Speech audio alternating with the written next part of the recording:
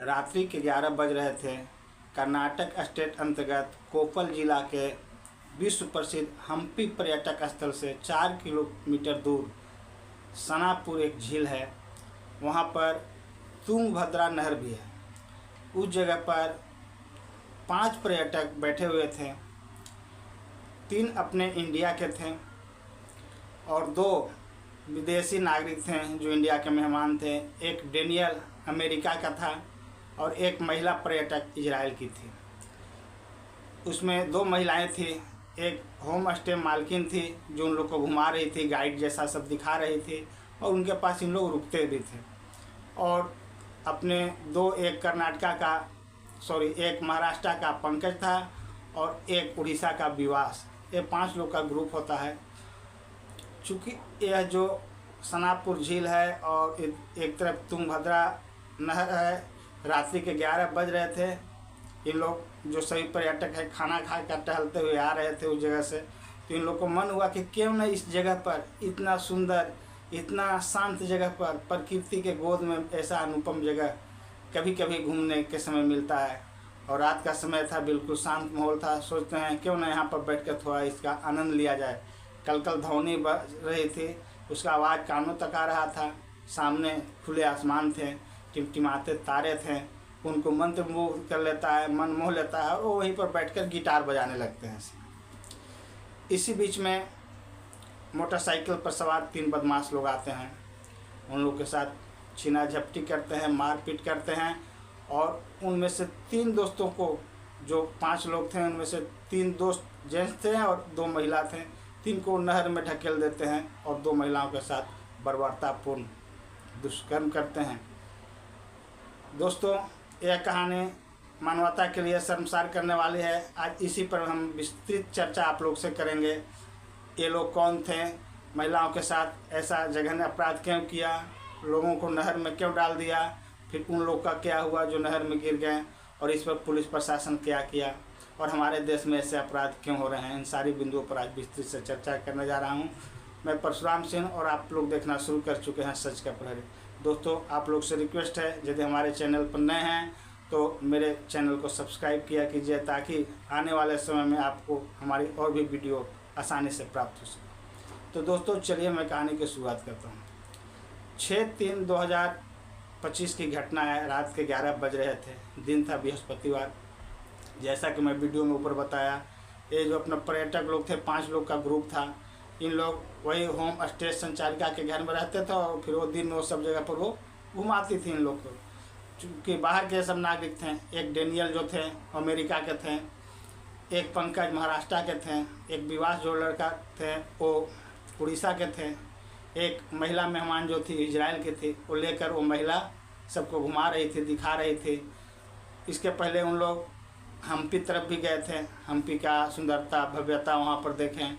वो विश्व पर्यटक में शुमार है। अभी आप लोग ने देखा होगा 50 रुपये के नोट के पीछे तरफ हम्पी का मानचित्र रहता है। आप सोच सकते हैं ये कितना विश्व प्रसिद्ध जगह है कि भारतीय पैसा के नोट के पीछे भी उसका चित्र का देखने के लिए मिलता है। तो दोस्तों, वहाँ से घूमकर आकर खाना वाना खाकर उन लोग वहाँ पर थोड़ा देर के लिए रुक जाते हैं, ठिठक जाते हैं। उसके बाद बैठकर गिटार बजाने लगते हैं। 5 लोग अपने अपने धुन में मस्त हैं।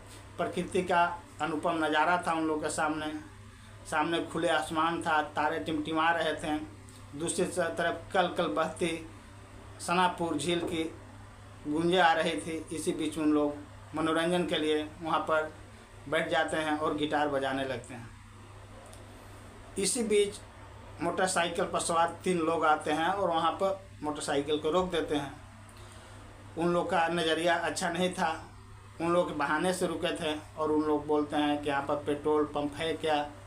चूँकि महिला जो होम संचालिका थी उसको जानकारी था इस सब के बारे में, इधर का माहौल के बारे में। वो बताती है कि नहीं, यहाँ पर तो आसपास कोई पेट्रोल पंप नहीं है।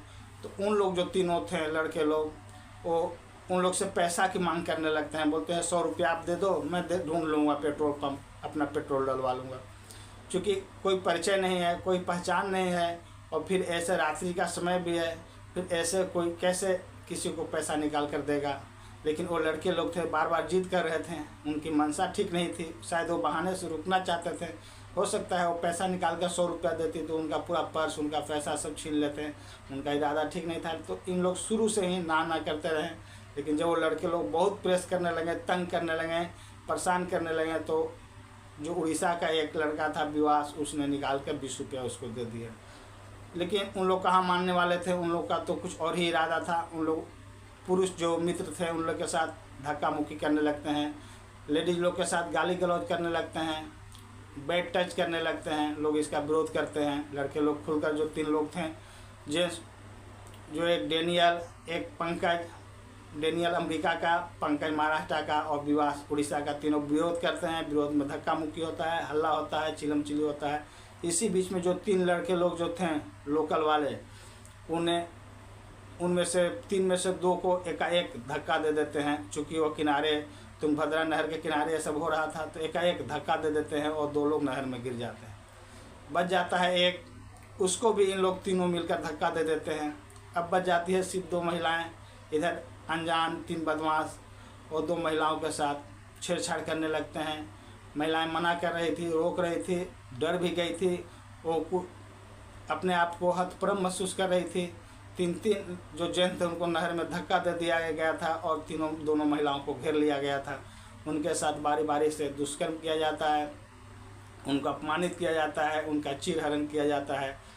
सोचिए, जो लोग खुशियाँ मना रहे थे, इंडिया की भव्यता की गुणगान कर रहे थे, जो विदेशी नागरिक हमारे थे, एक अमेरिका का, एक इजराइल का, वो इंडिया की तारीफ़ें कर रहा था। पल भर में ही कैसा कुछ बदल जाता है, उनके साथ बुरा होता है। जितना मन था, जैसा मर्जी था, इन लोग खुले विचार, खुले से मन से इन लोग के साथ गलत करते हैं। जो 3 लड़के लोग हैं, उधर जान प्राण के बचाने के लिए उन लोग जद्दोजहद कर रहे थे, जो नहर में गिर गए थे। उनमें से 2 आदमी किसी तरह से, एक अमेरिका का नागरिक डेनियल और एक महाराष्ट्र का पंकज, किसी तरह से नहर से बाहर निकलने में कामयाब हो जाता है। लेकिन विवास का कहीं पता नहीं था। तब तक अपराधी भी भाग चुके थे। भागते भागते उस जो महिला होम स्टे मालकिन थी, उसके पर्स, उसका 2 मोबाइल और उसके पर्स में रखे 9500 रुपीज़, 9500 रुपया भी लेकर फरार हो गए थे। इन लोग अपने आप को लूटा, ठगा और अपमानित महसूस कर रहे थे। इनके साथ मारपीट हुआ था, इनके साथ गाली गलौज हुआ था, इनके साथ बेइज्जती हुआ था, इनके साथ बलात्कार, गैंगरेप जैसा घटनाएं हुई थी। इन लोग को दिमाग काम नहीं कर रहा था, क्या करें। इन लोग अपने रूम में आते हैं और रूम में आने के बाद इधर अपना एक दोस्त भी बिछड़ गया था, उसका कहीं पता नहीं है। इन लोग सब मिलकर पहले ढूंढने की कोशिश करते हैं, लेकिन वो कहीं नहीं मिलता है। उसके बाद रूम में आते हैं। रूम में आने के बाद वहाँ के सटे पुलिस स्टेशन में जाकर इन लोग कंप्लेन करते हैं। पुलिस त्वरित कार्रवाई करने के लिए लग जाती है। पुलिस को भी यह घटना शॉकिंग जैसा था। वो सोचता है ऐसा जब हमारे देश में होगा, ऐसा जब पर्यटक स्थल पर होगा तो भारत की बदनामी होगी, हमारे थाने की बदनामी होगी। उसने तुरंत इस पर कार्रवाई करता है और 6 टीमें गठित करता है। वहाँ के जो लोकल पुलिस स्टेशन था, शायद गंगापुर पुलिस स्टेशन था, वहाँ की 6 टीमें पुलिस कप्तान जो थे वो गठित करते हैं और इस घटना के उद्भेदन में लग जाते हैं। इधर सुबह होते 7 तारीख से उस आदमी जो उड़ीसा वाले था गायब हो गया था, उसको भी ढूंढने के लिए कोशिश की जाती है, नहीं मिलता है। 7 तारीख पूरा निकल जाता है, नहीं मिलता है। 8 तारीख को उसको तैरते हुए लाश उस घटनास्थल से 2 किलोमीटर दूर दिखाई देता है नहर में। लोग वहाँ से, पुलिसकर्मी वहाँ से जो एक निकालने वाले ग्रुप थे जो पानी में से ये सब को ढूंढते हैं, निकालते हैं, उन लोग 2 किलोमीटर दूर से दूसरे दिन निकालते हैं। दोस्तों, यह बहुत ही दुर्भाग्यपूर्ण था हमारे देश के लिए कि जब बाहर से पर्यटक आते हैं किसी तीर्थ स्थल पर तो उनके साथ छेड़छाड़ होता है, उनके पास ऐसा जघन्य अपराध को अंजाम दिया जाता है। यह खबर धीरे धीरे कर्नाटक से होते हुए पूरे भारत के हर गांव में, हर गली में फैल जाता है, हर स्टेट में फैल जाता है, हर डिस्ट्रिक्ट में फैल जाता है। लोग हर जगह से जहाँ जहाँ आते हैं वहाँ से इस घटना का विरोध करते हैं। यह अपने आप में एक बहुत ही शॉकिंग पॉइंट था हमारे देश के लिए। ऐसे घटनाएं उद्वेलित करता है, परेशान करता है। इसके बाद पुलिस जो थी अपना जो एक, चूँकि एक कर्नाटका का कोफल डिस्ट्रिक्ट अंतर्गत आता है हम्पी, और जो झील था वहाँ पर, झील का नाम था सनापुर, जो झील था वो कोपल डिस्ट्रिक्ट के अंतर्गत आता है। तो वहाँ का एसपी ने सख्त आदेश देते हैं और 6 टीमें गठित की जाती है और उस अपराधी को पकड़ने के लिए लग जाते हैं सब। 8 तारीख को 2 अपराधी पकड़ में आ जाते हैं। एक अपराधी पकड़ में नहीं आता है। 9 तारीख को वो भी अपराधी तमिलनाडु से पुलिस के गिरफ्त में आ जाता है। आज तीनों अपराधी पुलिस के गिरफ्त में हैं। एक का नाम मलेश, दूसरा का नाम साईं राम और तीसरा का नाम चेतन साईं है। ये तीनों अभी पुलिस कस्टडी में हैं और ये वहीं का, उसी थाना का साईं नगर के निवासी थे। जिस थाने में घटना हुई थी, गंगापुर थाने में, उसी जगह का ये तीनों हैं, उसी जगह के तीनों हैं। और पुलिस उन पर उन सारी धाराओं के तहत कार्रवाई की जाएगी, जो लूटपाट, बलात्कार, हत्या का प्रयास और हत्या के सारे मुकदमे लगाएंगे और उनको अभी 14 दिन के रिमांड पर जेल भेज दिया गया है। लेकिन दोस्तों सवाल उठता है कि जो इस घटना में अपनी जान गंवा दिया, जिनकी इज्जत लूट ली गई, जो घायल हो गए, सरकार क्या उनके इज्जत, उनके जान को वापस दिला पाएगी? नहीं। यह याद उनको जीवन भर पूरे देगी। उनके परिवार को इस याद को जीवन भर गर्त में डुबाएगी, उनको अंधेरे में विचलित करेगी, उनको याद कर पाएगी जो अपनों को इस पर्यटक जगह पर खो दिया। उनके दर्द को कौन भुला सकता है, जो अभी उड़ीसा में विवास के घर पर महसूस किया जा रहा होगा। उस दिल को कोई कैसे महसूस करता है जो विदेश से कितने खुश माहौल में आते हैं कि मैं वहाँ पर्यटक स्थल पर जा रहा हूँ, इंडिया में जा रहा हूँ, और उनके साथ बलात्कार जैसे जघन्य अपराध किए जाते हैं। उस अमेरिका के नागरिक के, डेनियल के वो खौफ कैसे लोग मिटा सकते हैं, जो अमेरिका जैसे इतने दूर शहर से आकर इंडिया में आता है इंजॉय करने के लिए, आनंद उठाने के लिए, घूमने के लिए, और उसके साथ मार पीट करके नहर में धक्का दे दिया जाता है।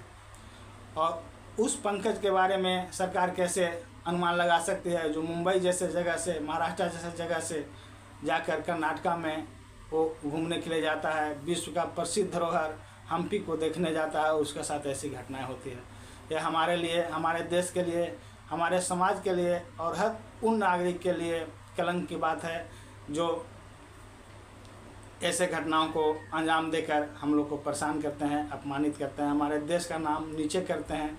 हमारे देश में ऐसे लोगों के खिलाफ सख्त से सख्त कानून भी है, लेकिन ना जाने क्यों आज लोगों के बीच, अपराधियों के बीच से कानून का भय समाप्त हो रहा है। लाख कड़े कानून के बावजूद भी अक्सर ऐसे घटनाएं देखने के लिए मिलती है जो हमें परेशान करती है, उद्वेलित करती है और अपने आप को, हमारे कानून को, हमारे प्रशासन को कटघरे में भी खड़ा करती है। जब हम जानते हैं यह विश्व प्रसिद्ध जगह है, यहाँ पर कभी भी किसी भी टाइम श्रद्धालु आ सकते हैं, जा सकते हैं, तो फिर आसपास में पेट्रोलिंग भी होना चाहिए और निगरानी भी होते रहना चाहिए। प्लस में आसपास जो गांव गिराव है उसमें ऐसा माहौल बना के प्रशासन को रखना चाहिए कि कोई गलत करने का हिम्मत नहीं कर सके, जुगत नहीं कर सकते। लेकिन आज ऐसे अक्सर होते रहते हैं, कभी उस जगह पर पर्यटक के साथ छेड़छाड़, कभी उस जगह पर आम पति के साथ छेड़छाड़, कभी उस जगह पर किसी का हत्या, कभी उस जगह पर बलात्कार, या हमारे देश में आम घटनाओं में शामिल हो गए हैं, जो हमारे लिए, हमारे देश के लिए बहुत ही दुर्भाग्यपूर्ण बात है।